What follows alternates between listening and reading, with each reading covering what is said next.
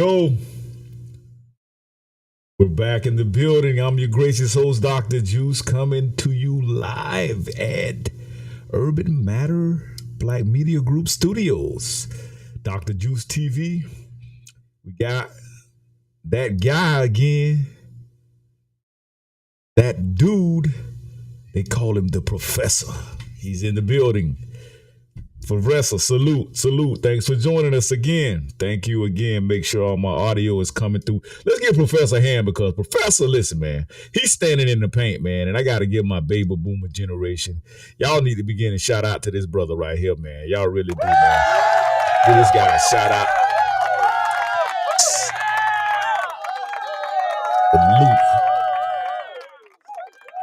Salute to my brother. Salute to my brother, man. He coming in the building. It's very rare you see guys his age and from that baby boomer era that are reaching out back in their communities with positive impact, with education, with updated technology solutions such as different innovative techniques as data science, cybersecurity. See, we don't understand that we need these things in our life, family. We don't understand how we could possibly make money through data and through the science of data and being able to implement this data into our communities. We just don't see it. Just don't see it right now, you know? And it's unfortunate, but Professor, I just want to give you the salute, my brother, because listen, it's been a long time coming that we can get brothers like you that understand the concept and understand the dynamics of what is coming, the insight, you know, the things that people can't see. You have an insight, Professor, and that's beautiful. And only everybody you got to be chosen. You know what I'm saying? To have this insight. The ancestors have to deal with you eternally and spiritually for you to have the spirit to give back. And I just want to salute you, my brother. I just definitely want to salute you. That brings me to our conversation today. This thing gonna be really interesting. Y'all gonna love this today, man. Let me see if I can get my screen art up here. Let me see. Thanking this, but I'm trying to bring it. Y'all hear me? Coming through, Professor. Get it up. Okay, here it goes, right here. Yep. And so this is what we're gonna be talking about today, y'all. Kamammy gives the finger. The church gets the finger from Kamammy. Hey, I didn't say this, man. She the one did it. But I wanna bring something up real quick about her that a lot of people don't understand what went down. She had a Fox News interview, and I want to let the family. I want to share this with the family real quick, bro. So we show you that this lady is crashing and burning. If y'all talking about this being y'all leader, and y'all done lost y'all mind. This lady having a complete meltdown right now. Complete meltdown, y'all. Let's play this thing.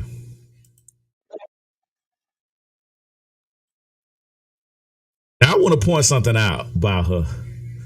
I want to point something out, Professor. She brought Donald Trump's name up in this interview at least 20 times. The interview was only 15 to 20 minutes long. I just don't get it. I don't get it. So I'm going to let this brother right here. I like to get my other brother, this Black Alpha, so y'all don't pay no attention to the commentary. He going to say what he going to say, but I mess with him because his research is always on point. He always on code with his research. Stay here. So you know what that would have meant? That means Julio, Sanchez, Estrada, they all would have been here and they wouldn't have had to go home. That was some little sneaky stuff they did. And then they try to blame it on Trump. Donald Trump is a private citizen.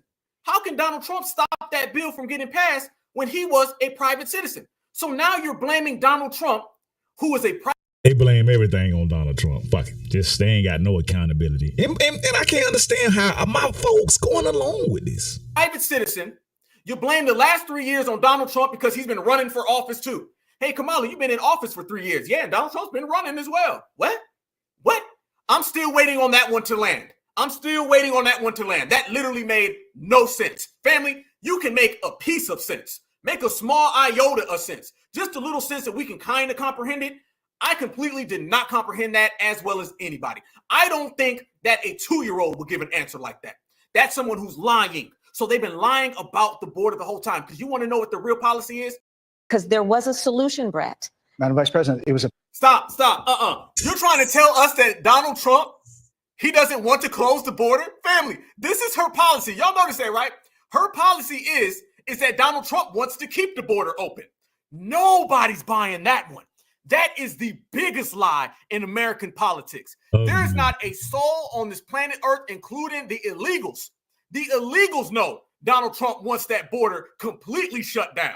If it was up to Donald Trump, y'all, we would probably have 20-foot high electrical current fences. Other than foundational Black Americans, Donald Trump wants that damn border closed the most. Kamala is running off of a policy that Donald Trump wants to have the borders open. That is a failure. Whoever her handlers are, they better. Remember, y'all, all supremacy 5 minutes into her answer, and she still has not answered the question. This is why the dominant society is pissed off. And let me say this, y'all. I'm going to say this straight up, all wholeheartedly. That little answer she gave about compassion, you better be bigging him up now. You're a great journalist. Because of the Biden-Harris administration open border policies catch and release, they were enrolled in the Alternatives to Detention program. This meant that they were released into the United States.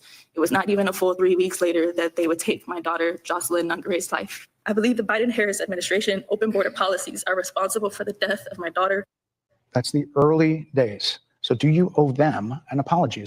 Look how she looking off. She won't even look the man in his face. Look at her.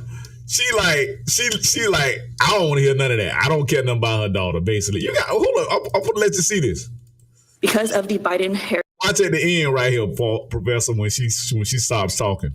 administration open border policies catch and release. They were enrolled in the Watch where Kamala is like, she's not even paying attention. Watch. Alternatives to Detention program. This meant that they were released into the United States.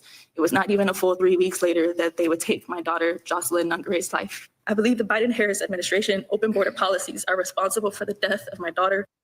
That's the early days. Yeah. So do you owe them an apology? I will tell you that I am so sorry for her loss. Hey, she said, I'm sorry, but she's shaking her head. No, this chick don't care, man. I'm so sorry for her loss.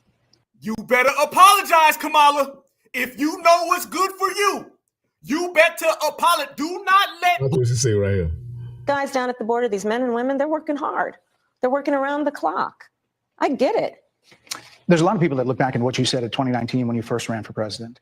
And there have been changes. You've talked about some of them. When it comes to immigration, you supported allowing immigrants in the country illegally to apply for driver's license, to qualify for free tuition at universities, to be enrolled in free health care. Do you still support those things? Listen, that was 5 years ago, and I'm very clear that I will follow the law. I have made that statement over. She crashing and burning, bro. I'm telling you, this is the first real interview she has had, bro. And I'm not pulling Fox News jock. But I'm just saying, this how you supposed to interview a bitch right here. You feel me? Over and over again, and as Vice President of the United States, that's exactly what I've done, not to mention before. If that's the case, you chose a running mate, Tim Walz, governor of Minnesota, who signed those very things into state law. So do you support that? We are very clear, and I'm very clear, as is Tim Walz, that we must support and enforce federal law, and that is exactly what we will do. So decriminalizing border crossings, like you said in 2019.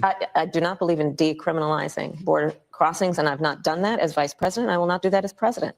So these are evolutions that you've had. But let's be very clear. I'm the only person who's running for president who has prosecuted transnational criminal organizations, from the Sinaloa cartel to the Guadalajara cartel to people who have trafficked in guns, drugs, and human beings. I have spent a significant part of my career going after people who present a threat to the safety of the American people and cross our border with the intent of doing us harm and cross our border illegally. And I will do that work as vice president. I take that work quite seriously.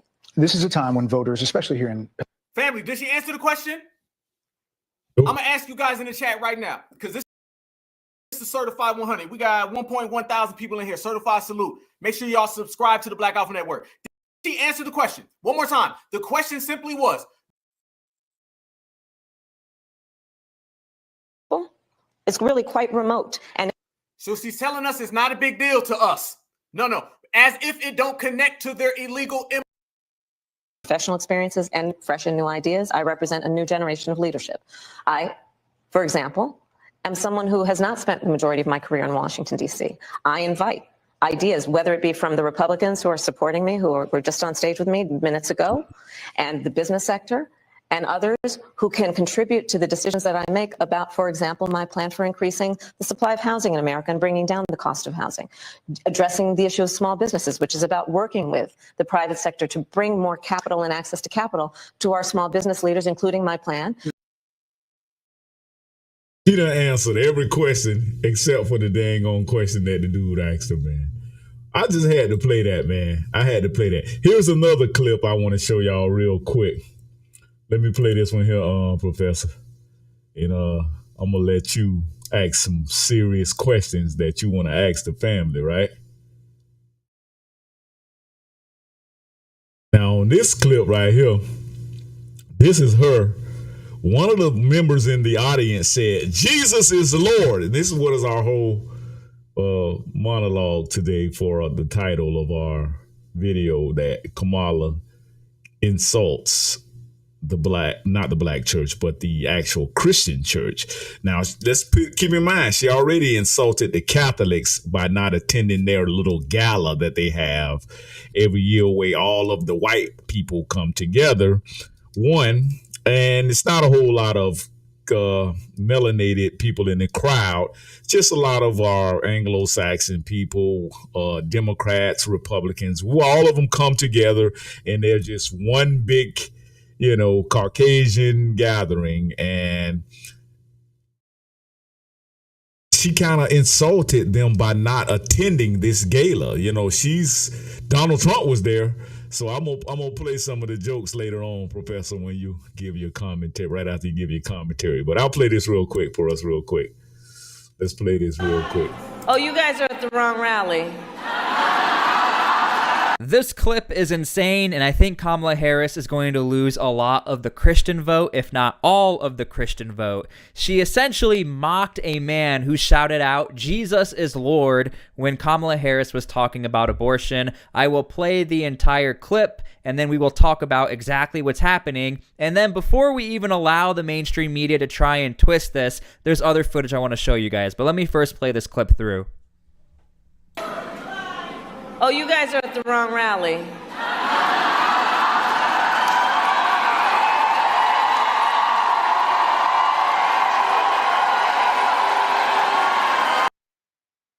Then she waved at him and got smug with him. She told them they was at the wrong rally when Jesus is Lord. And she basically saying, Jesus is Lord, you're at the wrong rally. Okay? That's what it sounded like to me now. Hey, I'm not the biggest fan of, I can't really tell you a lot of stuff about the church except for what I know when I grew up. But hey, that's what it sounded like. Listen. And then she's laughing at him. No, I think you meant to go to the smaller one down the street.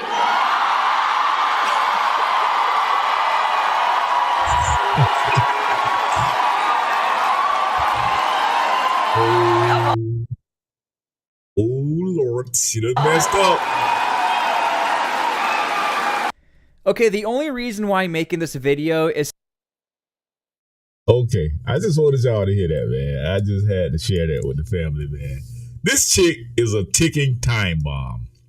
If this is what you are supporting, on top of they have so many anti-black policies, foundational Black American policies, I don't know what to tell you, family. I really don't. I don't see how you don't see being Democrat undermines you. I don't see how that's a perfect example of any black Christians that's voting this way, and you are going to ignore all of these wicked anti-church policies they have. anti-God, anti-whatever Christian. I don't know what to tell you. I don't know what to tell you. I'm sorry. I don't want to. You want to chime in on this, Professor, before you get into your commentary?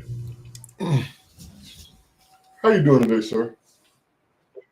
Pretty good, sir. Pretty good. I'll give you 3 minutes. First of all, do you see the vigor that she has when she says that she's going to uphold the law and how she prosecuted? So let me just kind of go in just a slight different direction. And I'm going to land my plane on this and let you continue with your articles. If black men don't find a way to, number one, educate themselves and find a new way to make money, the same thing's going to happen that happened after slavery, when you didn't have no education, you didn't have no skills. So what did they do? They picked you up and they put you in jail. That woman going to lock up a lot of black men. You watch, and she's going to say the same thing she just said. I'm going to follow the law. I'm a prosecutor. You got to understand who you're dealing with. So, you know, if you want to vote for that, who am I to say? But you're going to have to really make a big change. And I'm talking to the black men. I'm talking to the black men right now, bro. You're going to have to educate yourself to compete in this economy. That's the bottom line. And if you don't, you're not going to control your house. You're not going to be able to manage your family. And whatever woman you got, she's not going to respect you, bro. Because she's government supported. She's state sponsored, bro. So break that down, Professor. Like, what? Why we can't see that a lot of our people, especially, and it's mainly in the educated, I ain't even lie, a lot of our black women are educated, but it's like they have this sense of social engineering that their mind is conditioned to feel that they don't need a man. I don't have to respect the black man, and the black man is a loser in my eyes and in America. Why? Why is this being implemented? And why the destruction of the black home and the black family structure is being purposely orchestrated against the black man, no matter how much. Look at you, Professor. You're an educated black man. Look at me. I'm skilled, educated. But yet still, we don't get our respect. And not that we need it, because, hey, the black man, we demand it with him. Just like we're making demands right now. We got this whole election cycle in an uproar. Why? Because the black man came back and started thinking for himself. At least the real ones have. Would you agree with me, Professor? But why? But why is this orchestration of social engineering so effective on our communities? The reason is because it goes back to J. Edgar Hoover. You know, you've been talking about policy. So the policy that was created in 1955 by J. Edgar Hoover, he said that the greatest threat to America, now we've been here for how long? And they treat us like terrorists. They said the greatest threat to America was black unity. I mean, think about food stamps. Food stamps was created by the Black Panther. When I say food stamps, there were no food stamps and public assistance before the Black Panthers. They demonized the Black Panthers, but when you look at how they scaled their operation, they were the ones who were providing food for the black community way before the government. We were doing that ourselves. But when J. Edgar Hoover saw that, he said, hey, that's a threat to America, because if these black people unite, if the families are strong, that's going to be a problem for us. And they've seen it before.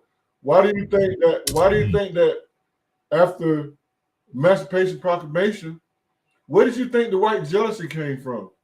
Why was there a need to create a Jim Crow? The reason why is because you were winning. And the mainstream looked at that and said, wait a minute now. We done had these people as slaves for hundreds of years, and in this short period of time, in less than 50 years, these folks then came up like that. Oh, hell no, they couldn't have that. So they had to put policies in place so that you would self-destruct. Absolutely. And it's working pretty good right now. They made laws. In other words, it came out with laws and Yep. policies. Absolutely. Once we start coming out of the ghetto, first they try to contain us in them ghettos. You're absolutely right. Then they say, hold up.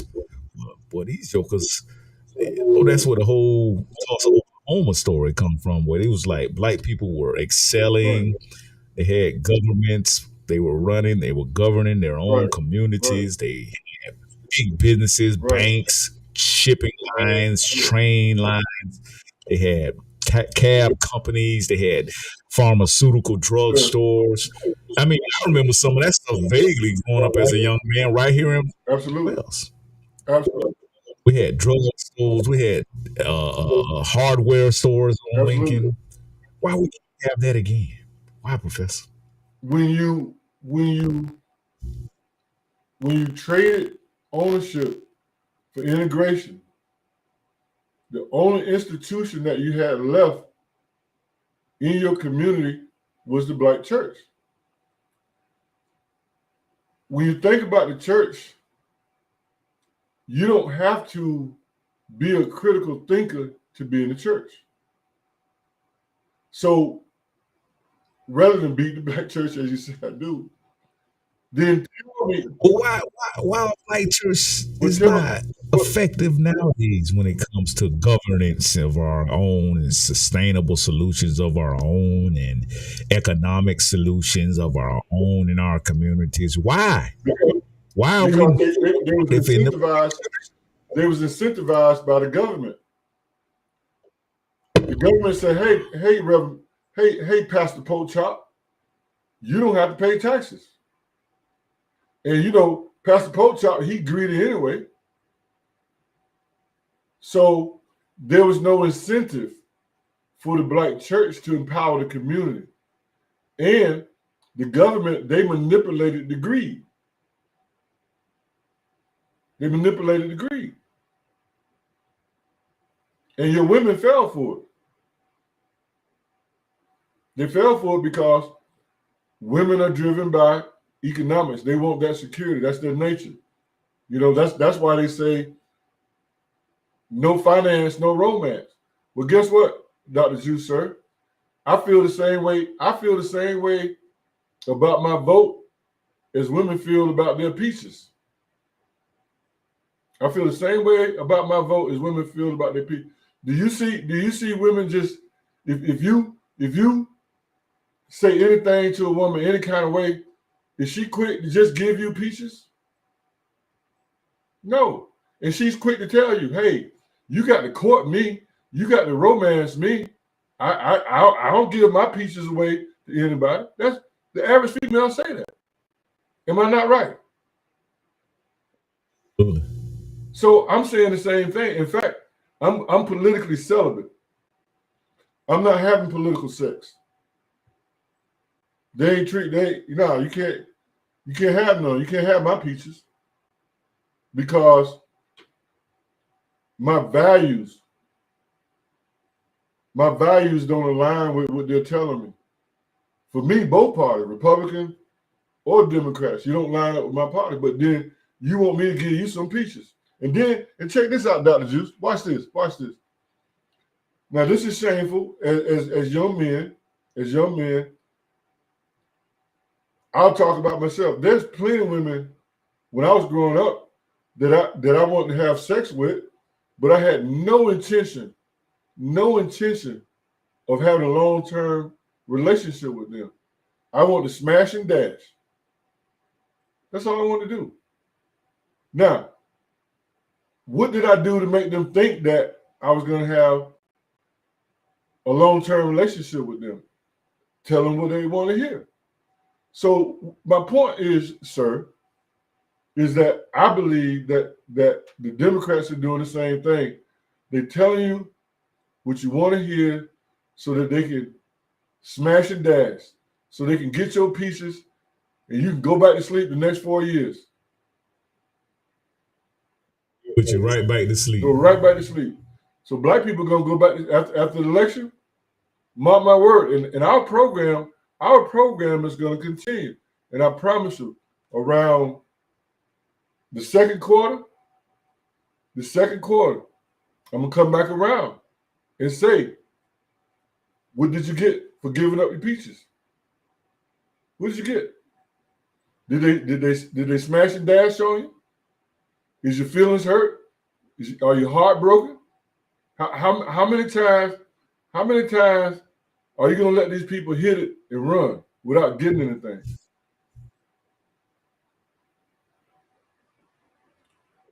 Great question, Professor.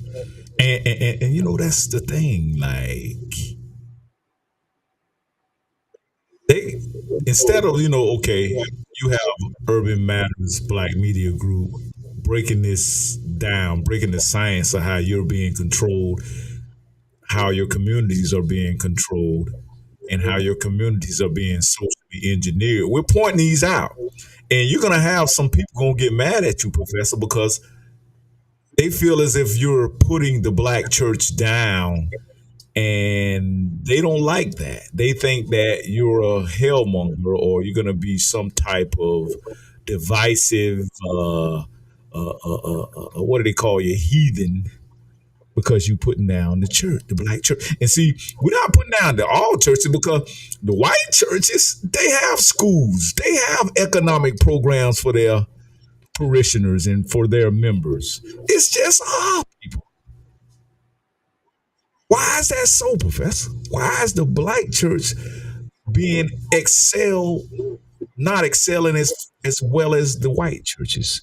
And I hate to be so black and white about things, but you just gotta just go ahead and call it like it is if we're trying to get some honest solutions. Well, see, I'm gonna use our hometown as an example. Here's your data. Whatever the name of that church is over there by your house, over there by Chalet Suzanne, your mayor is the preacher of that church. Okay? 700, I think it was 700 people that was associated with that mayor's church. I don't know the name of it. It's over there, Hillebrand, he the preacher. But guess what? Right. Couple things that was in that church that we don't have in our community. Okay? Two key ingredients. They had leadership and they were organized. Sure. So where in your community do they teach leadership? Where do they teach organization in your community, Dr. Zeus? Where? Very rare. Very rare. Y'all just had a hurricane, okay? 2 of them. And back to back. Now, correct me if I'm wrong, Dr. Zeus, because you're the only one. Soon as it was over, you went out there and you started investigating and looking at the shape of the community. Correct me if I'm wrong, because I wasn't there, but I was looking. I was hoping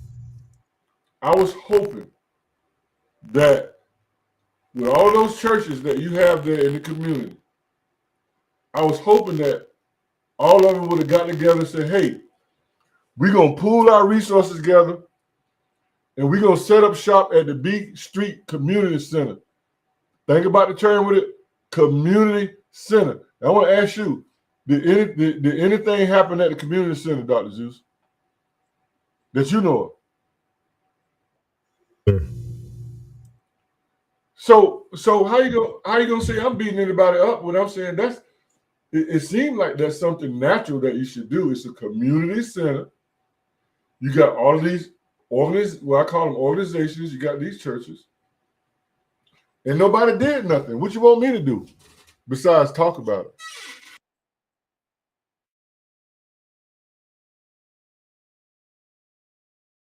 Right, Professor. That's a great question.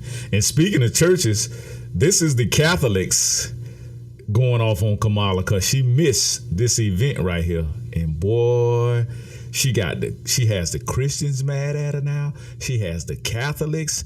And I'm going to just be honest with y'all, about 100. I don't really see the Democrat Party being supportive of any type of churches, clergies, or anything like that. That's not really a grassroots sound organization that the Democrats reach out to until, of course, election time and they need a photo op. They'll go.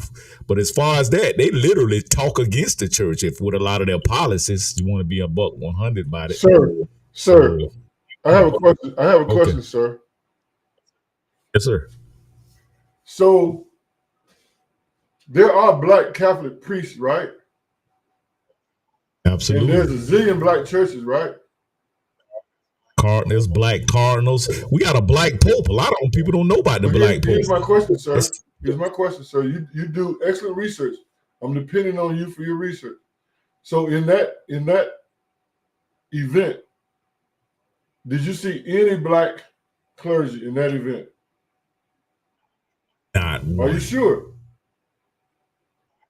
Positive. So why do you think that is?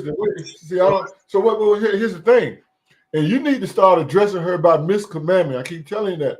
So Commandment. Now look at Schumer right here. Him and Trump supposed to be enemies, but they both sitting right next to the cardinal.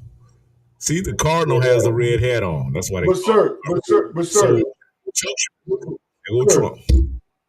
sir, Yes, sir. they always keep talking about all. You know, when it comes to us, they say, "Well, oh no, it's got to be all." So I want to know from your perspective why you didn't see any black. Why this ain't an all lives matter event? Why? Exactly. But they want you to vote. But why you didn't see any black clergy in that event, Dr. Juice? Very interesting question. Help me understand that. Why was there no? You telling me there was no black people in there? Very interesting. Why? Very interesting. Because they wasn't invited. They was invited for their vote. Yeah. They want them peaches. Sir. I don't get it, Dr. Juice. Sir. It don't make sense to me. Let's listen. Let's get to the bottom of it right here.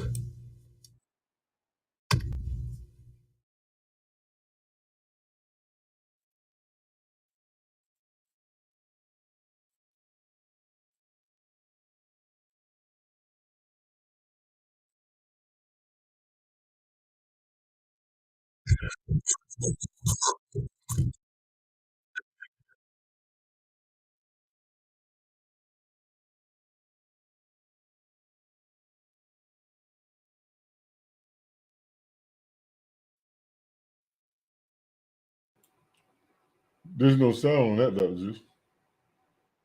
Yeah. No, sir. Uh-oh. Let me see. Hold on.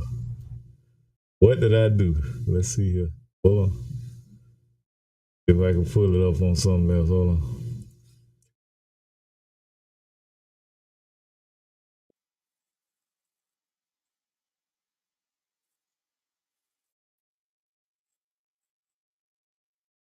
Hold on, Professor. Let's see if we can pull this up here then. Hold on. Yeah, very interesting. Why there was no black clergy there? That was a very interesting question, Professor. I mean, that's alarming to me. Yeah.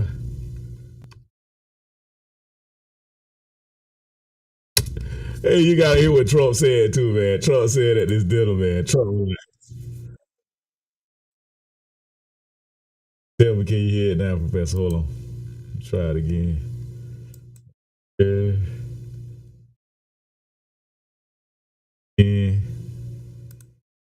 Yeah, we can get it. Okay, I think. Tell me, you can hear this here, Professor. She is. How dare her not? Hear that, Professor? I did for a minute. Play it again. Okay. Come to one of our. Okay, great. That's all I wanted to know. How right dare now. her not? Okay. Yep. Kamala Harris's husband. A major issue in this race is Now, right here, he's talking about Kamala Harris' husband. You heard he got the nanny pregnant. See, you ain't hearing about none of this. It's a news blackout. They just show you the media, the mainstream media plays and allows you to hear what they want you to hear. So here we go. Listen to this. Can you hear, Press? I heard when we started out. Sparks. Bubba Sparks was yo. Now he looks like a school teacher. Notice, family, that they putting everything to the side because at the end of the day, Republican and Democrat is a battle amongst themselves. Only is come and play the house role where you can act like you want a party, you can act like you one of them, but you're not. Look how quickly they get on the same page and get on code, y'all. You don't have all of these battles that they've been having, and then out of nowhere, y'all go have a dinner together. And at the dinner, they throwing jokes at each other. You see, this is a supremacist dinner where all the supremacists come and they have a good time. See, Obama went there, and Obama. You just said that, Professor. You just asked the question why. You didn't elaborate it like that, but that's basically what you was asking. Like, why were we not invited to this supremacist gathering, this Catholic, supposed to be of God type gathering, but we're excluded? Obama knew he had to be on his best behavior. He went there to prove himself to supremacy. Kamala thought she was going to sit this one out. The W vote is going down the hill. She never had our vote in the first place. Our sisters and brothers don't rock with her, y'all. We done showed all the Lucy Lou's ain't rocking with her. No. What my man Andre said? All Beyonce's and Lucy Lou's. She ain't getting that vote. Her big problem, though, right now is when you're looking at that W vote. See, when Obama want to come talk to us, when Van Jones want to come and cry, when Holden Martin wants to go to Zaxby's, they better be talking about how she's losing a vote from them because they're getting on code. And they're going to start blaming all this on her. But see, she don't understand that because she's been too busy thinking she's a part of supremacy, not knowing that supremacy is the one that you work for. Watch this, fam. Here we go. First off, before we look at them happy. Look at them. That's a Democrat. That's a Republican. They're supposed to be friends, y'all. But remember, they'll have quarrels amongst themselves until you show up. When you show up, they'll get on page real fast, family. The same one. Let me show y'all. Let me see if I can get the one where she's in here. They're in here literally dogging her, y'all. Dogging her across the board. Watch this one right here, y'all. And y'all better start tuning in to Twitter too and X. X be having some good raw material. They don't censor like Facebook and they don't censor like a lot of these YouTube channels and different white media establishments and mainstream media. They don't censor you like that on X, man. X have a lot of, and it be real receipts. Donald Trump comes in and he completely lights up Kamala Harris's husband. A major issue in this race is childcare, and Kamala has put forward a concept of a plan. A lot of people don't like it. The only piece of advice I would have for her, the event that she wins, would be not to let her husband, Doug, anywhere near the nannies. Just keep him away. Ooh. That's a nasty one. That's nasty. I told these idiots that gave me this stuff. That's too tough. Oh, I did. You know, they told me the last time I did this, I was running against Crispy. Now, let me ask you, Professor, ask you a question. Kamala going around say Donald Trump, he's scared to debate me, Wouldn't this been a perfect opportunity to confront Donald Trump on some stuff as far as debating? It would have been a perfect, but she didn't come to this dinner. Why? She wasn't invited. Huh? They don't want to tell you the real truth. Her husband, Doug, anywhere near the nannies. Just keep him away. That's a nasty one. That's nasty. You know damn well, if Kamala Harris was right there in that room, she wouldn't be able to take that. Hell no. Oh, y'all know the thing about Dougie. Dougie been getting real with it. Now look at this, y'all. They bring up Kamala not being there. Chuck Schumer, that's your girl. I thought it was Democrat. Advice I would have That's what he say about her.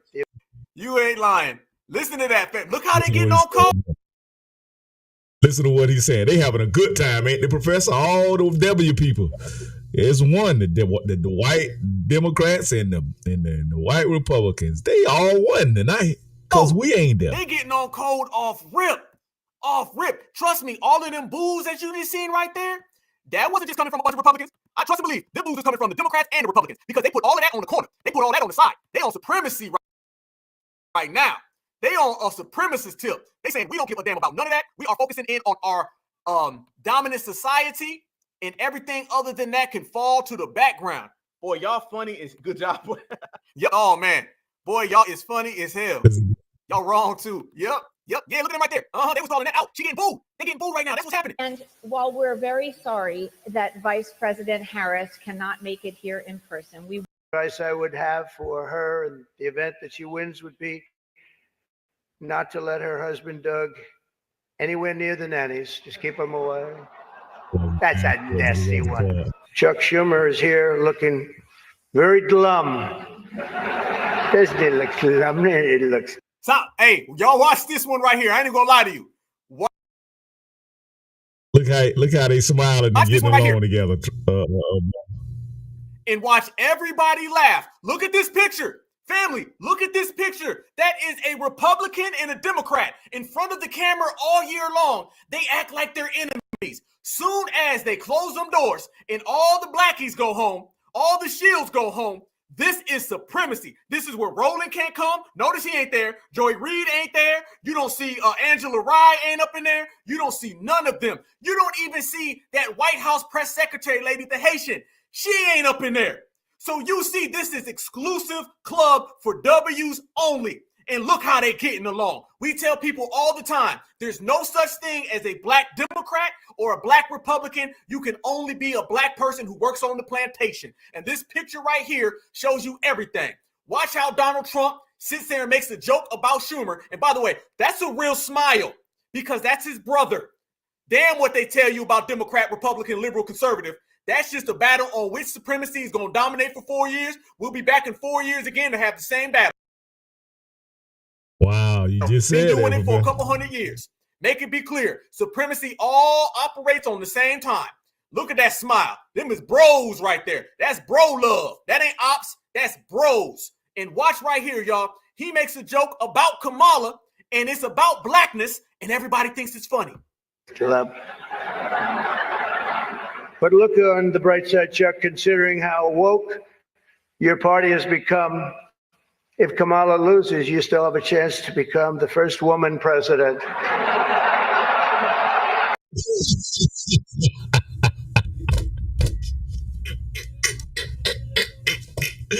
You know what he said? He said, look at it on the bright side, Chuck Schumer. Just think about it.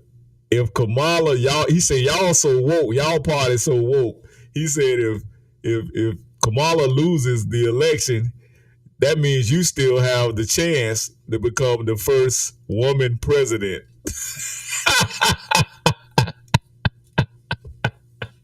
That's funny right there, bro. That's funny, bro. What? Chuck Schumer, that's your girl? I thought it was Democrats. Oh my God, man. I just, my side hurt now, bro. I gotta go ahead and Professor and head it over to you. That shit's hilarious right there, bro. That's some funny shit. That dude said, in other words, Chuck Schumer, them, you know, they with that woke shit. Oh, you could be a Mormon today. You can be a squirrel tomorrow. You can be a giraffe in the morning if you want to. However you want to identify, that's how you identify. That's funny right there, bro. That is fucking funny. You gotta say that's real funny right there, my dude. But yeah, notice that, Professor, wasn't none of us there. We weren't even a part of it. We weren't even considered. And see, this is the stuff, but they're telling you that civil rights is working, no racism exists. And I keep telling people racism is a system, Professor. It's not a person. Y'all got a problem with the MAGA people, but Trump, for the most part, Trump really ain't no racist. But the MAGA people, maybe they may be a little bit racist. You know what I'm saying? They practice racism as a religion. See, that's what y'all don't understand. Racism is a religion. So, but y'all mad with the MAGAs. Y'all ain't mad with the Trump and his people. Y'all mad with MAGAs. And you got a lot of our poor, underserved white communities are falling for the same trick bag that a lot of our community and our culture falling for, Professor. You understand what I'm saying? I just want us to get our minds wrapped around some type of economic solution. Because once we get economics in order, we'll learn how to govern ourselves. We wouldn't even need the government. And that's what they're afraid of, especially the Democrats. They don't want you to start coming up with solutions. People go missing when the Democrats get butthurt about black people don't need them anymore. We coming up with our own economic solutions. We're coming up with our own educational solutions. We start coming up with our own technological, innovative solutions. So, Professor, chime in on this and take us home. It's the weirdest thing for me. These people do not align with my values as a black man, but yet I seem to do business with them. I do business with white folks. I do business with rednecks. I do business with gay people, LGBT, all them people. What disturbs me is that I can't do business with my own people. And until we learn to be black first and to create our own solutions, as opposed to thinking that some great white hope or some savior, see, that comes from the church again. They, Jesus is going to save me. These Democrats are going to save me. It's hard for me to see it, Dr. Juice, at least during my lifetime. Maybe your grandkids will look at this digital content that we publish in other generations of that age, and I'm hoping that they'll learn from it. I'm hoping that in the future that they'll look back and compare this to what history has presented to them. I hope that they learn how to critically think, gather data for themselves. I hope that they understand the difference between believing and knowing. And I'm going to speak about that right quick. It doesn't take much effort to believe anything. You can be tricked to believe something. You can have an illusion of something and believe that. But when it comes to establishing facts, Dr. Zeus, you must go through a process of research with empirical data. Now, that's a lot of work.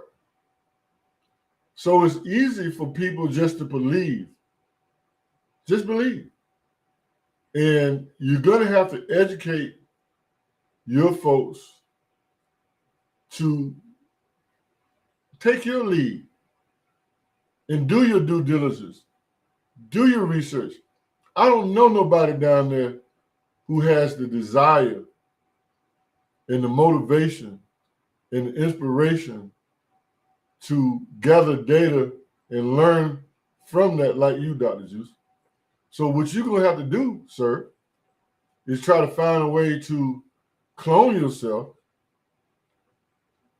and build a model that will be attractive enough to where people in your community will follow your lead in wanting to learn. Because you are providing leadership. I don't see any leadership in your community at the level that you present leadership. So there's a lot of work to be done. I commend you for investing into a platform independent of the mainstream so that you can educate. And that's a real, if you want to know, people talk about a king and a real black man. It's not about money. It's not about flashy cars. It's not about balling out of control. It's about your character, sir. It's about your love for your community, sir. It's all about leadership and wanting to build a legacy. That's being a man. So if anybody want to understand and learn how to be a man, Dr. Juice, they should continue to follow you, sir. Thank you for that, sir. Thank you. And I got to salute to you, Professor, because, we made a pact and a agreement a long time ago. I've been knowing you for a while now. And let me tell you something. Me and this guy, we talk quite often. Sometimes we talk every day for hours at a time. And we just enjoy each other's conversation because it's high level conversation. It's high level educational it's encouragement. It's like we encourage each other. We respect one another. We honor one another. We salute one another like sir and thank you. And we just give gratitude to one another because it's very rare. I'm going to just tell you. And I tell y'all about this gentleman. He's from the baby boomers. And it's very rare you see a man like this now. Educated man. Been all over the world. Who's bringing that education and that experience and that world view he has on all types of genres and things that can help build a community, things that can create sustainable solutions for a community. And we're working on some things real heavy in the paint right now, y'all. And y'all gonna be definitely hearing a lot of the professor's study in intellectual property that he's going to be introducing to Urban Matters Black Media Group. Urban Matters Black Media Group is going to be introducing that to the Black community because I have a deep, genuine, rooted care for what happens to our young folks, y'all. And I'm telling you, at the trajectory that we are on now, it's not going to be pretty. And I'm telling you, it's going to be real ugly and fast. It's going to come so fast. It's going to come like the saying they have, like a thief in the night. And you're not going to even be ready for it. And trust me, God ain't going to even be able to help you because you know why? He's already given you people like Professor and I in Urban Matters, the platform that's trying to give you this knowledge. And you refusing knowledge. That's what that one scripture about. They have ears and can't hear and eyes and can't see because you are rejecting the prophets that he's sending to you right now. And the prophets got to make a profit. And I say that because you see on the screen right now, we have the QR code where you can start investing and proving the naysayers wrong. You can start proving everybody that counted us out, everybody that bet against the Black community. We can start right now, and it's going to take technological advances. And this platform is ready and willing, and we have the personnel in place right now to make some big impacts on the young community. That's what we're going to do. So I know a lot of older folks, they want to seem relevant and they want to stay relevant, but they don't really, they don't really bring anything to the table as far as skills. And it's not that I'm crapping on us, man. I'm just challenging us. Urban Matters Black Media Group. Listen to what I just said. Black Media Group. Media means a way that you can channel and organize and communicate with your community to help your community thrive and be successful. And unless you have the tools, which some of the tools are going to be the digital tools, that's what's running everything now. I know you hear about AI, you hear about Tesla, you got these robots, you got stuff. You can literally use AI technology to become successful and rich. Enrich your people. I'll say it like that. You know what enrichment is? Enrichment means you can pour into your people, whether it be monetarily. Like I say, you can scan this QR code on the screen with your camera and donate directly now. Show the naysayers. Prove them wrong by investing, because everybody else invests in their community. The Asians invest, the Arabs invest, the Latinos invest back into their community and their people. That's what this platform is for. And I know sometimes with the titles, I got the title on the screen today. Y'all saw it. That's real talk, man. This woman threw the finger to the church, the Catholic, and that says a lot about her character. So if she throw the finger to the church, you know she throwing the finger to you. Come on, Professor. Follow up, man. Follow up with that, man. Let's take this thing home. Absolutely. You know, again, Dr. Juice, I understand the education that my generation had.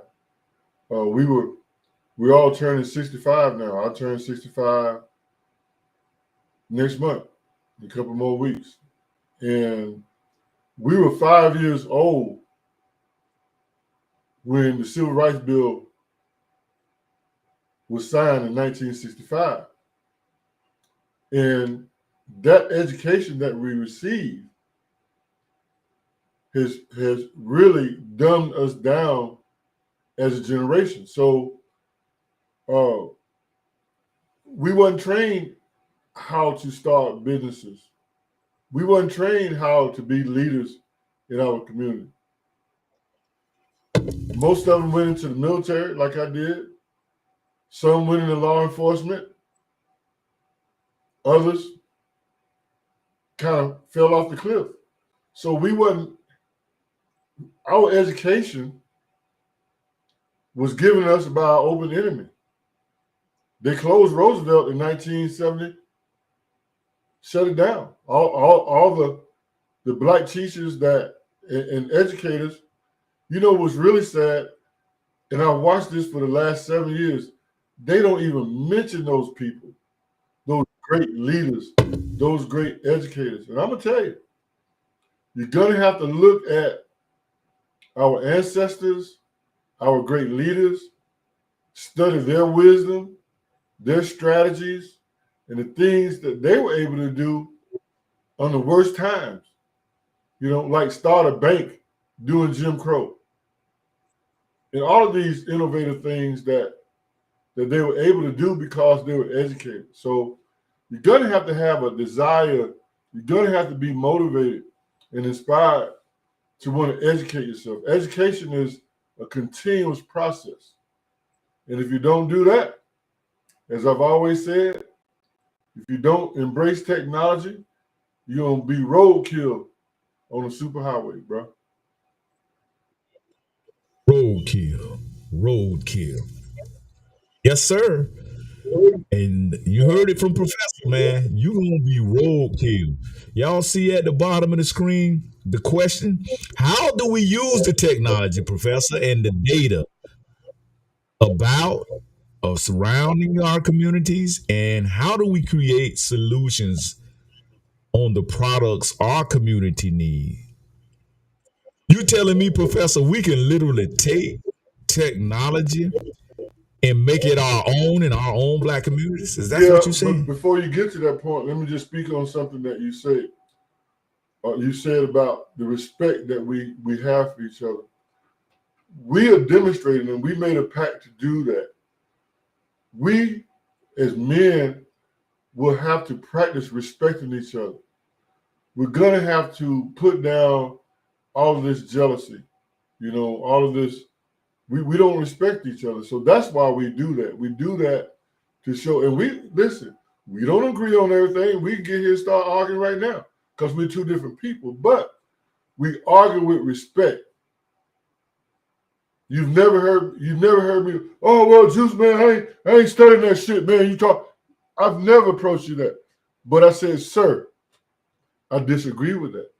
And we talked through it as intellectuals.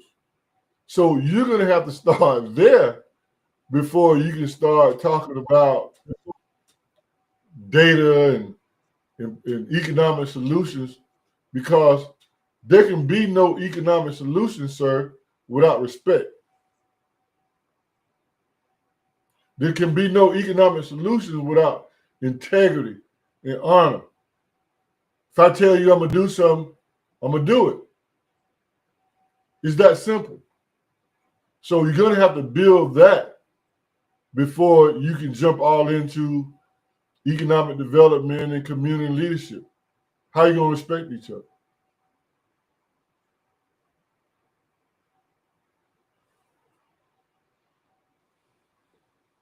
I think your sound went out, Dr. Juice. Can you hear me? I Can you hear can me? now. Oh, okay, yeah. No, I'm shaking my head. I'm shaking my head, bro. That's what I was doing. I'm But, like, listen, you talk about innovation. We've been talking about this for a while. I've yet to see in your community, and your community is a reflection of the country. So don't say, well, everybody doing that. I'm talking about something that you can relate to. I don't see black men organizing nothing. Again, you talk about your community center. My mama was a part of building that community center. Yet another underutilized resource. Why did I see these pastors? You got all these Pastor Pochop, Reverend Hamhock, all these guys.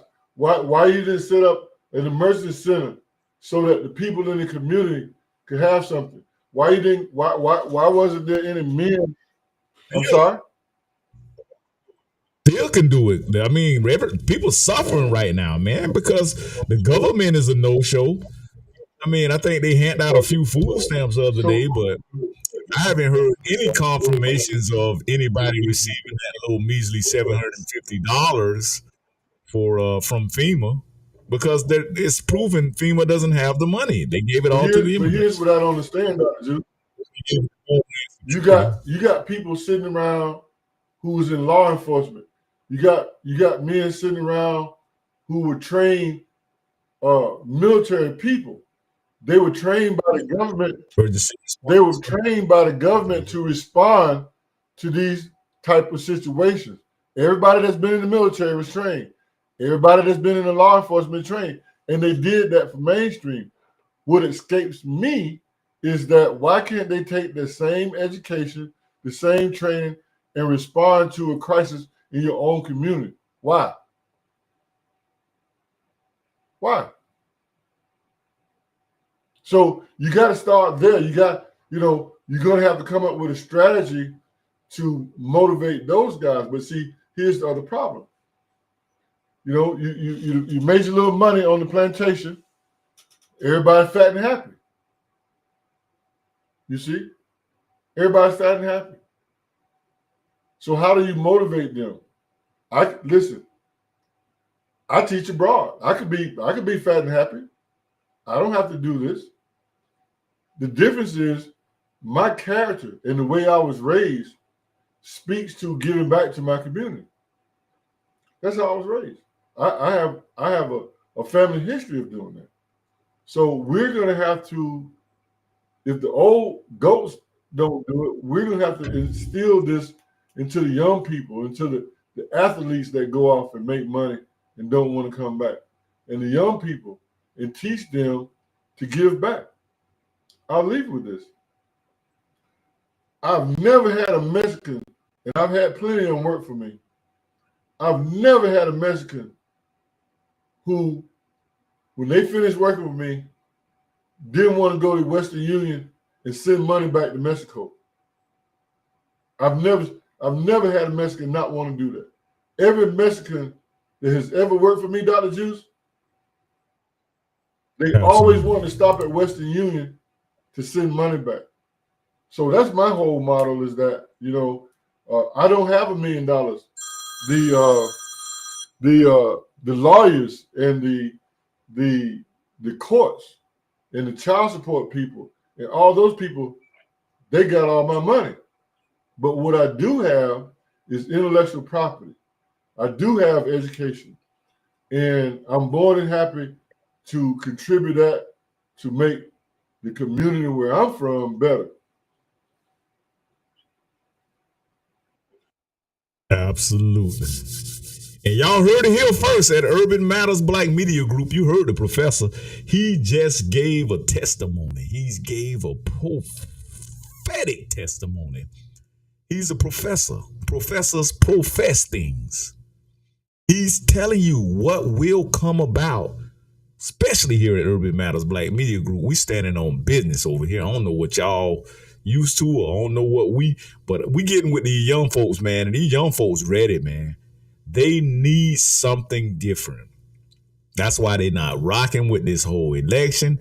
That's why they're not rocking with the older generations trying to tell them what to do. These kids are technologically savvy. Listen, I have a 9-month-old granddaughter. She just started crawling and she know how to take the iPhone and swipe to whatever she like on the pictures and know how to. If you put the code in for her and she tries to do the little code, but she just can't, her mind just really can't figure out the numbers yet. But I'm working on her. And I guarantee you she gonna figure it out. She is gonna figure it out. We got old D coming in the building. Listen what D talking about. What's good, my brother? Let me take this off. What's good, man? Checking on you right now, man. I see you got your little Chucky doll in the background right there. Hey. Oh, okay. Yeah, okay. I'm just yes, trying sir. to get. I've been trying to get in for the longest.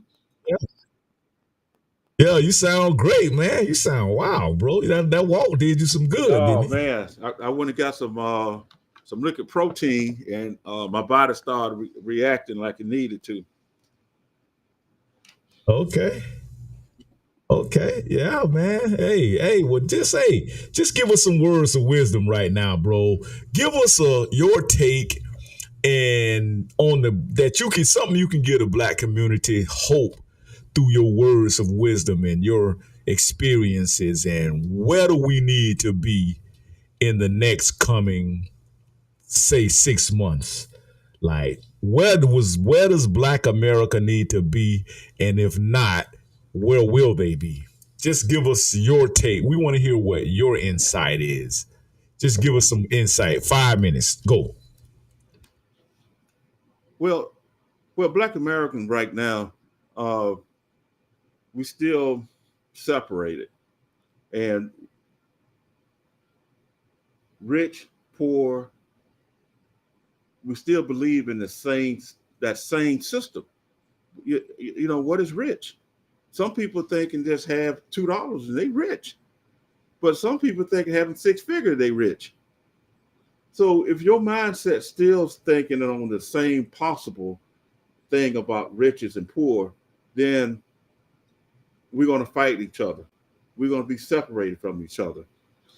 If we need any information, we have to understand that the coming of us is where you come from. What do you need? The basis of things, what you need: food, clothes, housing. Food, clothes, housing. So what riches got to do with food, clothes, and housing? That's just basic. So yeah, Basics. it's just on the basic.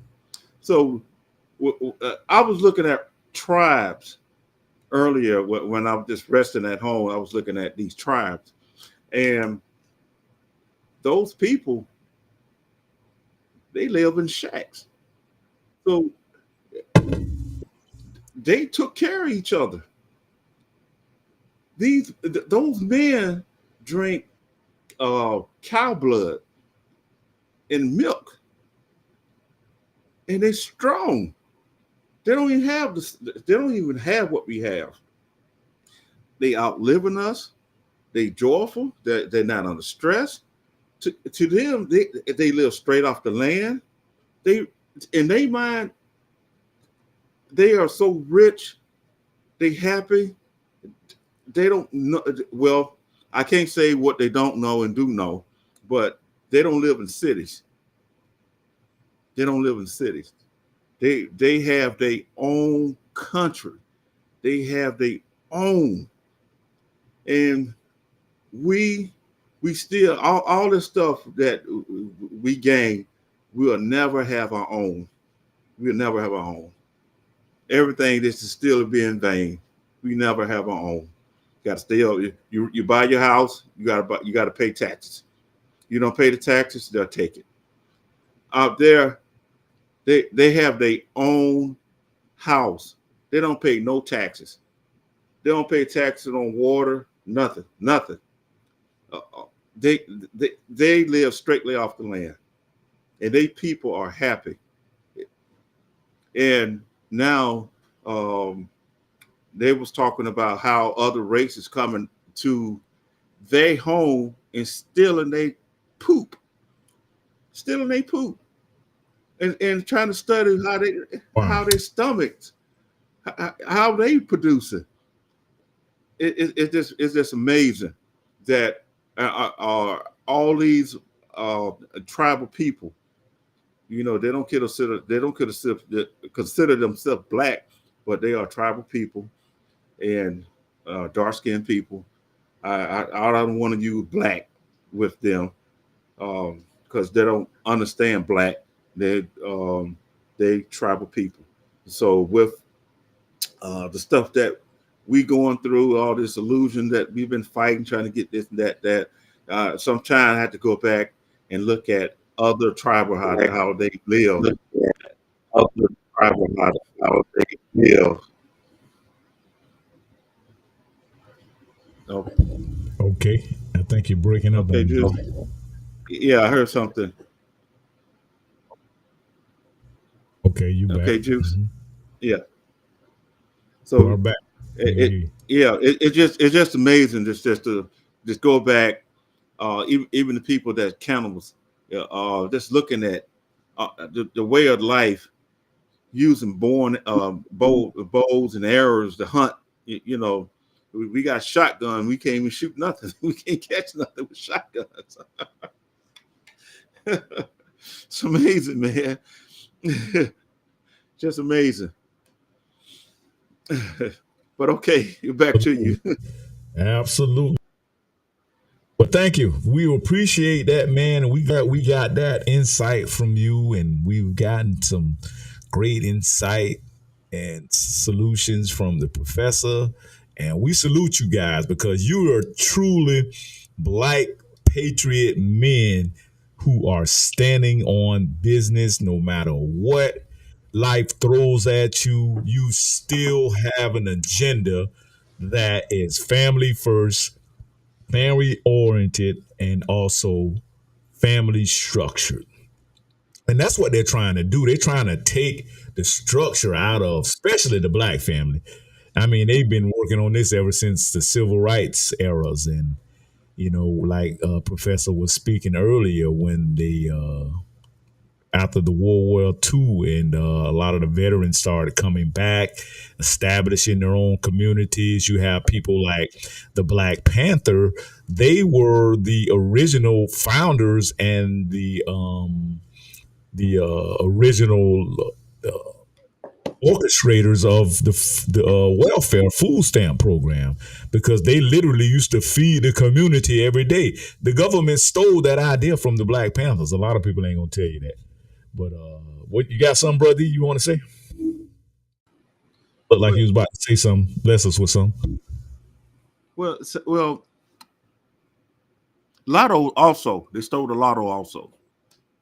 Lotto, all that. A lot of great ideas came from the Black innovative community, like the professor's trying to right now. See, you best believe everything you going through, Professor, our people were going through it back then. Nobody wanted to listen. Nobody wanted to pay attention. Nobody was understanding the whole concept behind the technology and everything. Then when it come along, after Professor gone, that's when he get his flowers. You know what's painful, Dr. Juice? You know what's painful, Dr. Juice? What's that? Right, I hate teaching in America in terms of institution, right? And I've been fortunate here recently. I'm teaching at 2 institutions internationally, where I'm teaching. Let me name some of the places my students are. Right, I'm teaching in Saudi Arabia. I'm teaching in Dubai. I'm teaching in Vietnam.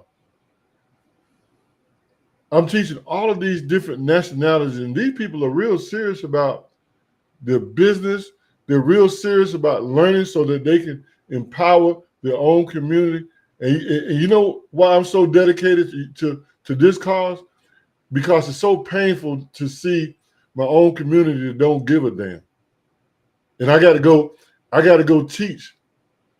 Even as a professor, I got to go teach in other countries, because you know what? On this platform today, I can say something. You'll miss Kamammy people can say, oh, Professor been talking bad about the church. Oh, Professor, And you know what they're gonna do? Let's say if I was teaching at Polk Community College, right? Somebody will call Polk Community College and say, y'all need to fire that professor. Y'all need to fire him. That's why I don't teach in America. So you get mad at me, go try to call. I don't like the way his approach. It's his delivery. He has a bad rhetoric. They would call that institution, Dr. Juice, and they would have me fired. What I like to see is somebody try to call some of my Vietnamese people. Go to Vietnam, call them people and see what you get. That's the thing. This is why I don't teach in America. And speaking of that, I heard Kamala come out the other day, and so they was like, well, what is it on that Fox interview, the Fox News interview? It was like, what is it? Why do you have such a big problem with Donald Trump? She said, because he's vulgar. He doesn't have an emotional attachment to America. He's so vulgar the way that he speaks. His rhetoric is very, very vulgar. And it just does not show. He's not empathetic. Do you think Putin want to be empathetic with you, Kamammy? Do you think Kim Jong-un gonna be empathetic with you, Kamammy? Huh? Mr. Lee, president for the China. Them people not trying to be friends. They trying to dominate the world. Remember that, y'all. So all this empathetic and, he's too standoffish. And that's what you want in a leader. You want a leader that does not have a lot of weaknesses. Man, y'all better get on board, man. That's what Urban Matters Black Media Group is doing. We got the professor. We got my brother D. Y'all mess with us, man. Come get at us, man. We gonna put this hot fire on you, man. So y'all mess with your boy.